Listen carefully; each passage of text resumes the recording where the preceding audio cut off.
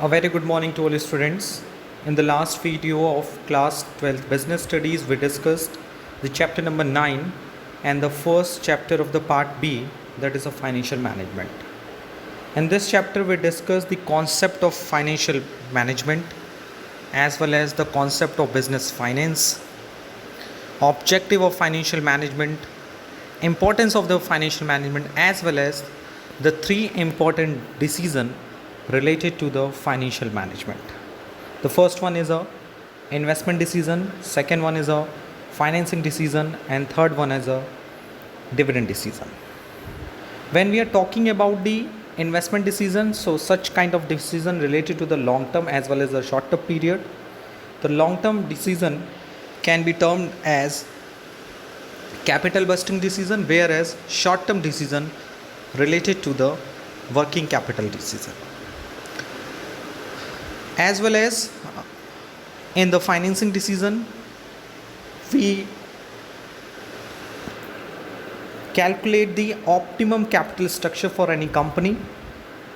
In this situation, we already discussed the two cases of financial leverage. The first one is a favorable financial leverage and second one is a negative financial leverage or unfavorable financial leverage. Favorable financial leverage is a situation when the rate of return is greater than the cost of debt.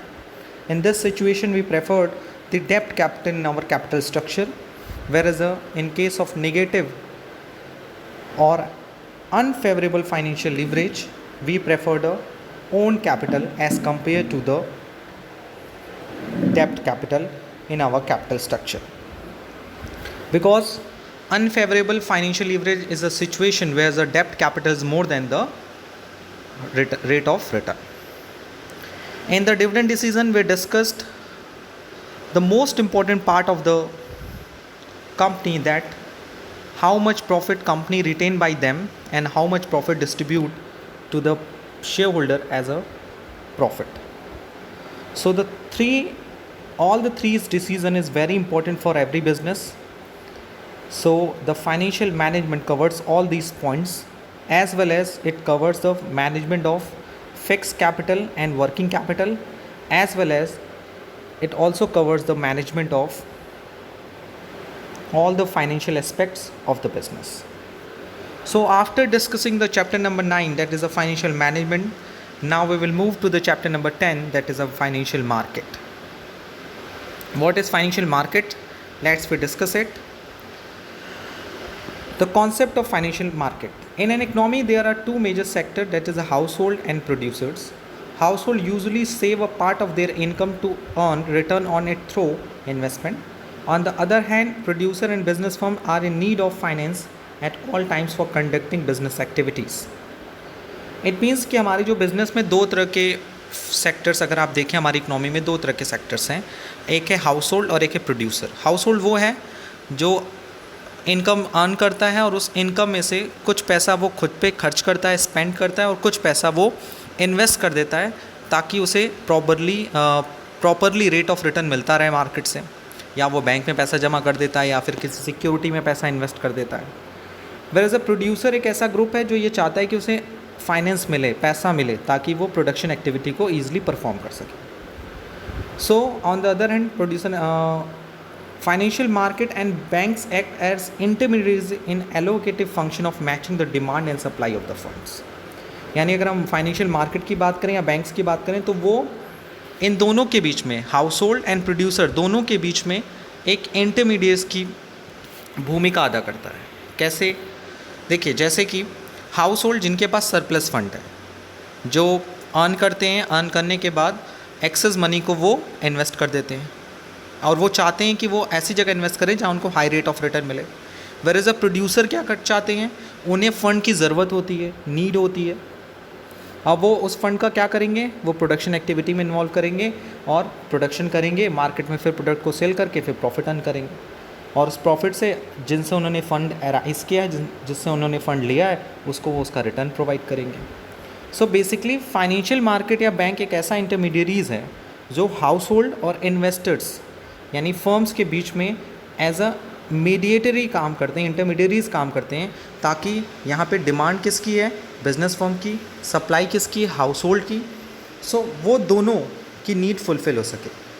So in this diagram you can easily show the two groups, the household and business firm.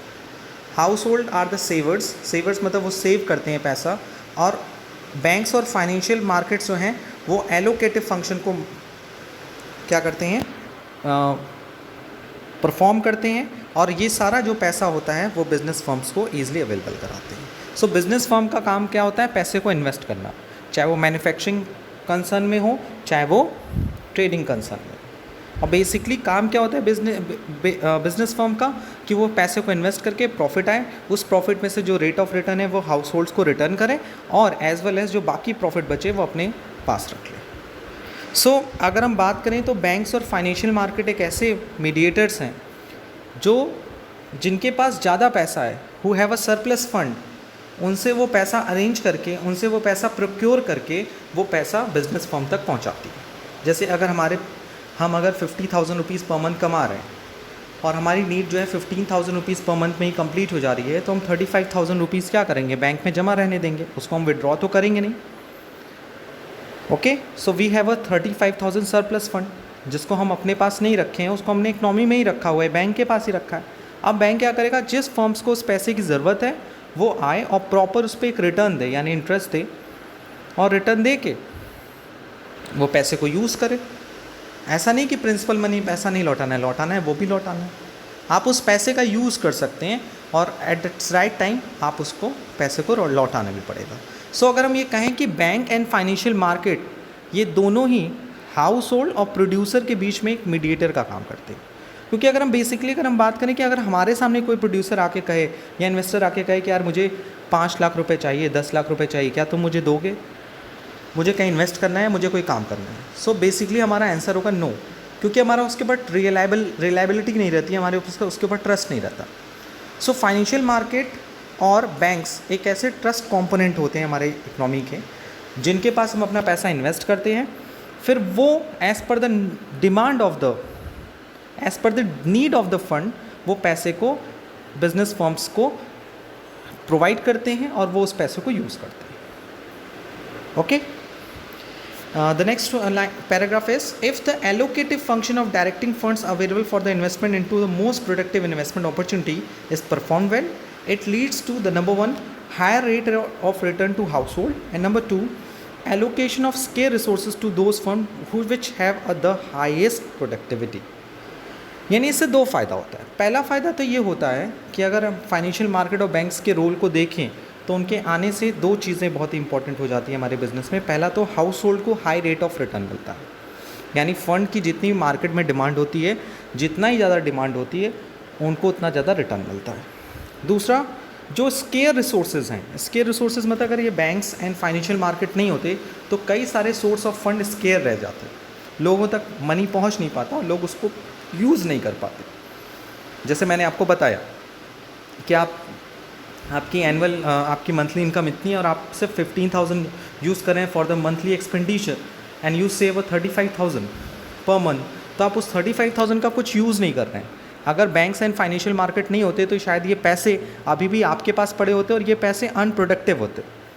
तो banks क्या करता है, उन पैसे को productive बनाता है और आपको उस पर कोई रेट ऑफ रिटर्न भी प्रोवाइड करता है. बैंक अपने पास से वो 4% या 5% या 10% का रेट ऑफ रिटर्न आपको प्रोवाइड नहीं करता, वो उस पैसे को स्पेसिफिक बिजनेस फर्म्स को यूज़ करने के लिए प्रोवाइड करता है और वो बिज़नेस फर्म उस पैसे को यूज़ करती है और उसके बदले रेट ऑफ रिटर्न देती है. बैंक्स अपने कुछ प्रॉफिट्स या फाइनेंशियल मार्केट अपने कुछ चार्जेस काट के, अपने कुछ प्रॉफिट मार्जिन को काट के फिर वो बाकी पैसा क्या कर देता है, सेवर्स को, that is a household को रिटर्न कर देता है. So next, so what is a financial market? So we can say that financial market is just like a bank who provide the link between the household and business firms. As well as we can say that with the help of financial market, it fulfills the need of savers as well as the investor. What is the need of savers? कि उसके fund को utilise हो, उस fund पे उसको proper rate of return मिले, और investors को क्या क्या नीड होती है कि उनके राइट टाइम पे राइट फंड अवेलेबल हो जाए और वो भी कम कॉस्ट पे अवेलेबल हो। सो उनके पास कई ऑप्शन होते हैं फाइनेंशियल मार्केट में, कई बैंक्स के ऑप्शन होते हैं, तो वो किसी बैंक्स में जाकर पैसे को ऑफर कर सकते हैं। So you know very well कि ये जो पूरा टर्म है फाइनेंशियल मार्केट का, ये बेसिकली इसीलिए बनाया गया है ताकि इन दोनों ग्रुप्स यानी इकोनॉमिक के दोनों सेक्टर्स की नीड को फुलफिल किया जा सके। So the next topic that is a terms used in definition of financial market. The financial market is a market for creation and exchange of financial assets. Meaning of terms used in the definition. Okay. So financial market कैसा market है? Please listen carefully. Financial market is a market for creation and exchange of financial assets. Okay. यानी financial market एक ऐसा market है जहाँ पे हम financial assets को क्रिएट करते हैं और उसको एक्सचेंज करते हैं। सो अब इसमें बात आई first the creation of financial assets. Creation of financial assets means initial issue, that is a issue of share debenture by a firm for the first time. यानी फाइनेंशियल मार्केट का पहला काम होता है कि वो फाइनेंशियल एसेट को create करे। यानी कंपनी जब कंपनी इनकॉर्पोरेट होती है तो उसे अपने कैपिटल को सब अरेंज करने के लिए शेयर इशू करना पड़ता है, तो कंपनी फर्स्ट टाइम अपने शेयर को इशू करती है। Okay, so with the help of financial market the company easily issued their share and procure the sufficient fund from the financial market. The second one is the exchange of assets. Which kind of asset? That is a financial assets. Purchase and sale of existing financial assets like equity share, debenture and bonds. यानी with the help of financial market हम इन सारी financial assets को easily क्या कर सकते हैं? Sell कर सकते हैं, purchase कर सकते हैं। ये financial assets का मतलब क्या है? The third point में given है, the financial assets means share, debenture, treasury and bonds.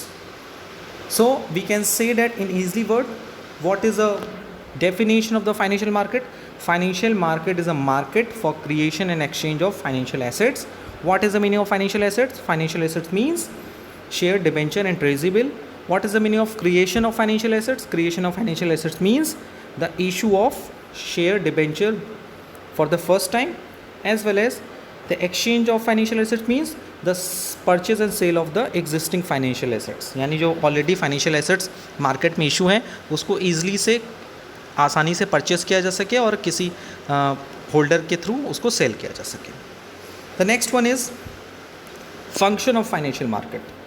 So what are the function of financial market? आपको कुछ चीज़ें हिंट तो मिली गई होंगी फाइनेंशियल मार्केट का क्या काम है। So financial market plays an important role in the allocation of scarce resources in an economy by performing 4 important functions. यानी कि फाइनेंशियल मार्केट के अगर फंक्शन पे अगर हम डिस्कस करें तो फाइनेंशियल मार्केट का काम होता है इकनॉमी में जो स्केयर रिसोर्सेज हैं उनको ईज़िली एलोकेट करना।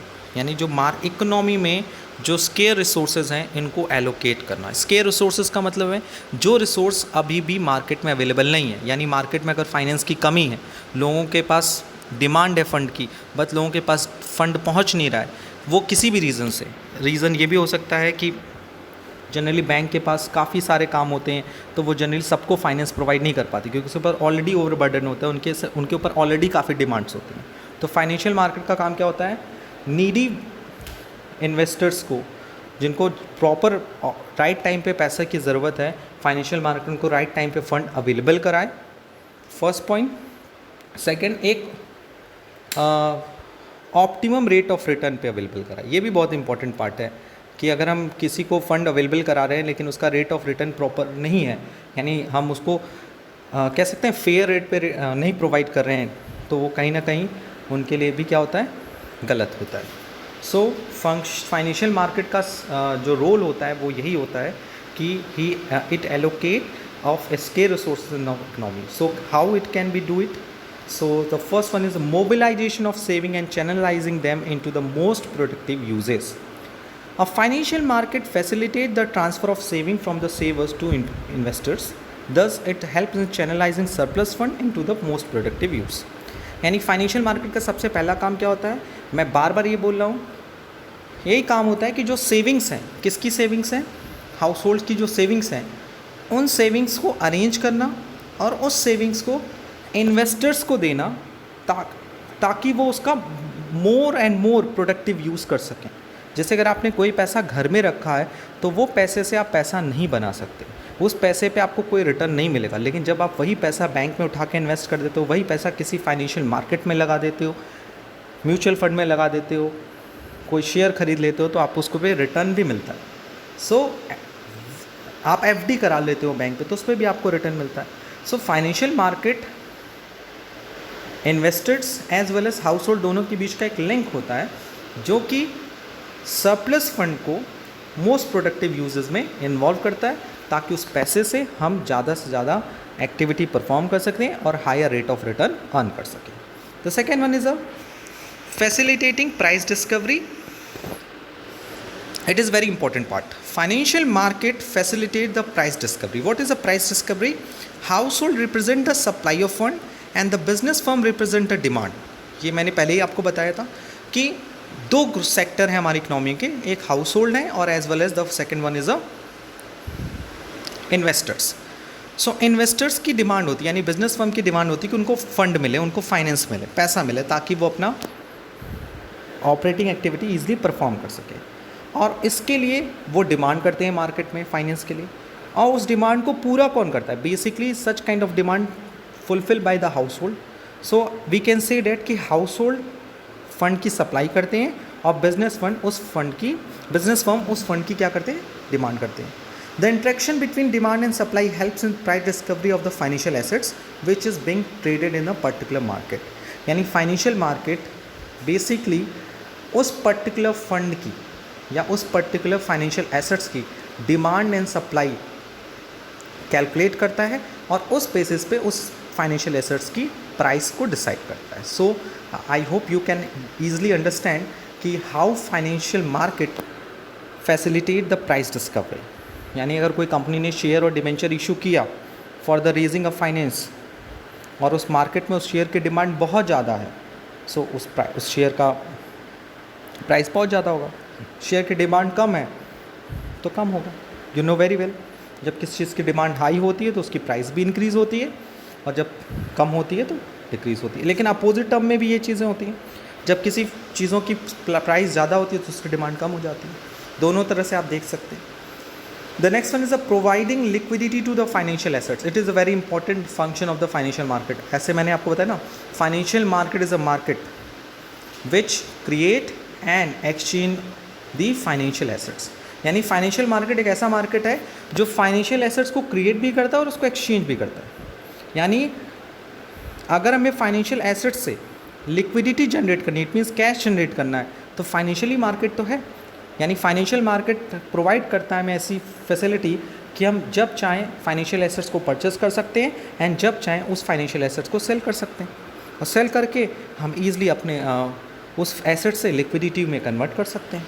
सो financial market facilitate easy purchase and sale of financial assets. In doing so they provide liquidity, which means that financial assets are easily converted into cash whenever required. The fourth one is reducing the cost of transaction. Financial market provide a common platform where buyer and seller meet. It helps in saving times, effort and money of the buyer and seller at the time of trading in the market by providing the valuable information. Okay. अगर आप financial market का देखो तो financial market एक ऐसा market है जहाँ पे आप ईजिली फाइनेंशियल एसेट्स क्रिएट कर सकते हो और उसको ट्रांजैक्ट कर सकते हो, लिक्विडिटी में कन्वर्ट कर सकते हो, उसकी प्राइस डिसाइड कर सकते हो। यानी एक पर्टिकुलर मार्केट है, अगर आपको फाइनेंस की डिमांड है तो आप फाइनेंशियल मार्केट से ईजिली आकर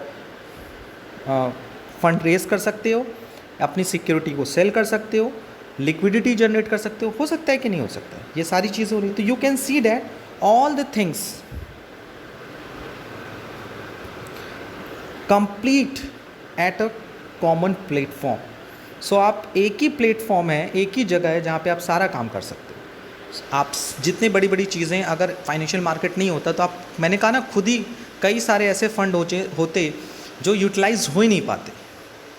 आपके पास पैसा रहता बट आप उस पैसे को प्रोडक्टिव यूज़ नहीं कर पाते due to the any reason, क्योंकि आप किसी भी ऐसी जगह पैसा इन्वेस्ट नहीं करते जहाँ के बारे में आपको प्रॉपर इन्वेस्टिगेशन नहीं है। और you have a lots of work, आप डे टू डे वर्क कर रहे हो, ऑफिस जा रहे हो, काम कर रहे हो, काम शाम को आके फिर आप रात भर ये सोचो कि हमें पैसा कहाँ लगाना है। तो आपने बैंक में जमा कर दिया, एफडी में लगा लिया, आपने कंसल्टेंट से पूछ लिया। यानी कि ऐसा मार्केट है जहाँ पे सारी चीज़ें ईजिली परफॉर्म हो जा रही हैं, आपको ज़्यादा दिमाग लगाने की ज़रूरत नहीं, आपको ज़्यादा मेंटल एक्सरसाइज करने की ज़रूरत नहीं है। सो कहीं ना कहीं ये हमारे कॉस्ट को कम करता है, हमारे मेंटल लेवल को रिलैक्सेशन प्रोवाइड करता है। So with the help of financial market हमारा टाइम सेव होता है, हमारा एफर्ट कम लगता है, एज वेल एज ईज़िली कोई भी सिक्योरिटी ईज़िली अवेलेबल होती है और उसे हम ईज़िली कैश में कन्वर्ट भी कर सकते हैं। So they are basically 4 function of the financial market. The first one is a mobilizing of saving and channelizing them into the most productive areas. Household से पैसा अरेंज करना और उस पैसे को मोस्ट प्रोडक्टिव यूज़ में लगाना, यानी इन्वेस्टर्स को प्रोवाइड करना। The second is a price decide करना फाइनेंशियल एसेट्स की। द थर्ड वन इज़ उस फाइनेंशियल एसेट्स को ईजिली कैश में कन्वर्ट कराने की फैसिलिटी प्रोवाइड करना। एंड ये सारी चीज़ें एक प्लेटफॉर्म पे होती है, दैट्स वाई हमें टाइम सेव होता है, एक्स्ट्रा कॉस्ट बियर नहीं होता है, and all the things done very easily, so the जो हमारा ट्रांजेक्शन का जो कॉस्ट है वो भी रिड्यूस होता है। So now we will move to the next topic of this chapter, that is the types of financial market. The types of financial market. So after discussing what is financial market is a market where we create a financial assets as well as exchange the financial assets. So basically financial market can be divided into 2 categories. The first one is a money market and second one is a capital markets. Okay, so financial market is a market in which we are create and exchange the financial assets. So financial market can be categorized on the basis of the maturity. Okay, so हम लोग पूरे financial market को maturity के according यानी उसके duration के according 2 parts में divide करते हैं। The first one is a short term financial market and second one is a long term financial market. So जो शॉर्ट टर्म फाइनेंशियल मार्केट होता है it will be related to the money market and the long term financial market will be termed as the capital market. So let's we move to the first market, that is a money market. इसको पहले मैं आपको easily समझा दूँ। So financial market can be categorized into 2 categories, the short term and long term. The short term money market means the money market and long term financial market is a capital market. और ये short term long term का criteria क्या है? 1 year and more than 1 year से। Okay, यानी financial so let's we move to the money market. Okay, the money market is a market for short term funds which deals in a monetary assets whose period of maturity is up to 1 year. यही मैं बात पहले बता रहा था आपको कि money market एक ऐसा मार्केट है जहां हम शॉर्ट टर्म फंड्स में डील करते हैं। शॉर्ट टर्म डील्स का मतलब होता है 1 साल के अंदर के लिए। It means which deals in monetary assets whose period of maturity is up to 1 year. यानी कि मनी मार्केट में हम उन सारी फाइनेंशियल एसेट्स को डील करते हैं जिनकी मैच्योरिटी पीरियड 1 साल से कम के लिए होती है। It is a market where is a low risk unsecured and short term डेप्ट instrument that is are highly liquid are issued and actively traded every day over a telephone over the through the internet. यानी money market एक ऐसा market है जहाँ पे risk कम होता है क्योंकि पीरियड कम है, 1 साल के अंदर ही होता है। अनसिक्योर्ड डेप्ट होता है, शॉर्ट टर्म डेप्ट्स होता है और ये डेप्ट हाईली लिक्विड होता है। हाईली लिक्विड इसलिए होता है बिकॉज ऑफ यहाँ पे हम ईजिली कैश में कन्वर्ट करा सकते हैं। और जनरली मनी मार्केट पे जो सारे काम होते हैं वो टेलीफोन पे होते हैं और इंटरनेट के थ्रू किए जाते हैं। So major participants in the money market are Reserve Bank of India, commercial banks, non banking finance companies, state governments, large corporate houses and mutual funds.